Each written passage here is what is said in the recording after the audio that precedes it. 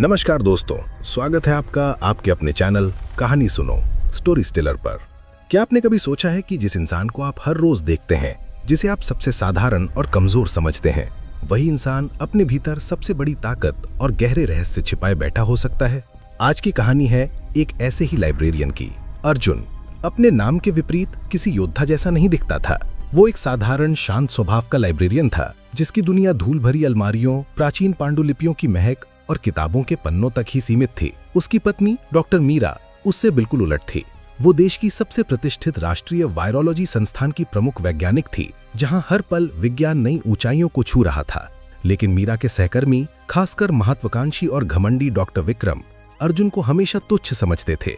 उनके लिए अर्जुन बस एक घर संभालने वाला आदमी था। अचानक एक दिन सब कुछ बदल गया। लैब से ओमेगा 13 नाम का अज्ञात वायरस लीक हो गया। ऐसा वायरस जिसका कोई इलाज नहीं था। शहर में हाहाकार मच गया और सरकार ने सिर्फ 24 घंटे का अल्टीमेटम दिया। मीरा और उसकी टीम ने हर वैज्ञानिक तरीका आजमा लिया, लेकिन सब बेकार।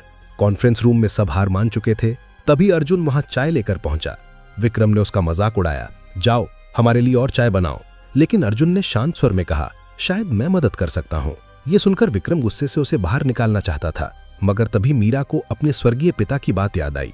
बेटी, जिस दिन विज्ञान के सारे रास्ते बंद हो जाएं, उस दिन अर्जुन के ज्ञान पर भरोसा करना। मीरा ने अर्जुन को मौका दिया। अर्जुन ने किसी कंप्यूटर की मांग नहीं की, बल्कि कहा कि रुद्रार्क नाम का पौधा मंगवाओ।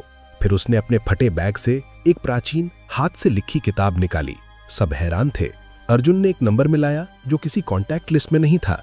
फोन पर एक गहरी आवाज आई, अर्जुन क्या समय आ गया है? अर्जुन ने आदर से कहा, गुरुजी, संधि का समय आ गया है, हमें अमृत संजीवनी चाहिए। इसके बाद गुरुजी के निर्देशों पर अर्जुन ने पौधे का अर्क तैयार करवाया। उसे 0 से 70 डिग्री नीचे ठंडा किया और फिर लिक्विड नाइट्रोजन के साथ मिलवाया। विक्रम चिल्लाया, ये पागलपन है, लेकिन मीरा ने अर्जुन पर भरोसा किया। अचानक टेस्ट ट्यूब में नीला तरल बन गया।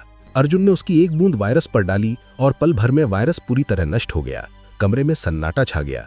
मीरा हैरान थी और विक्रम अविश्वास में कांप रहा था।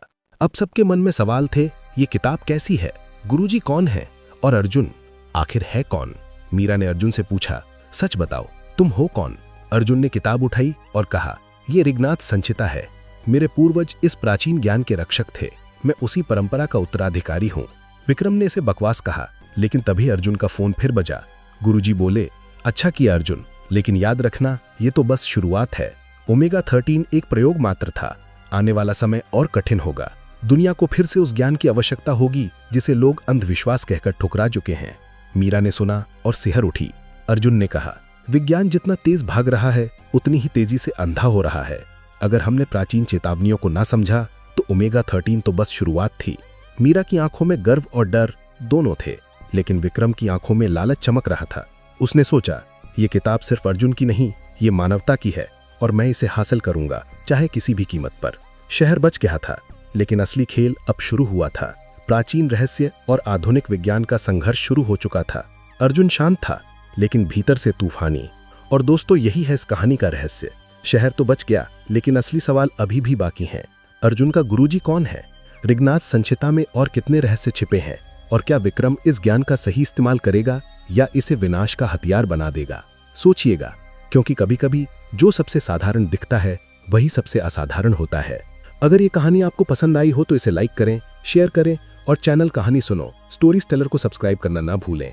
तब तक सुनते रहिए और सुनाते रहिए। अपना ख्याल रखिए। मिलते हैं नेक्स्ट वीडियो में। तब तक के लिए बाय। धन्यवाद।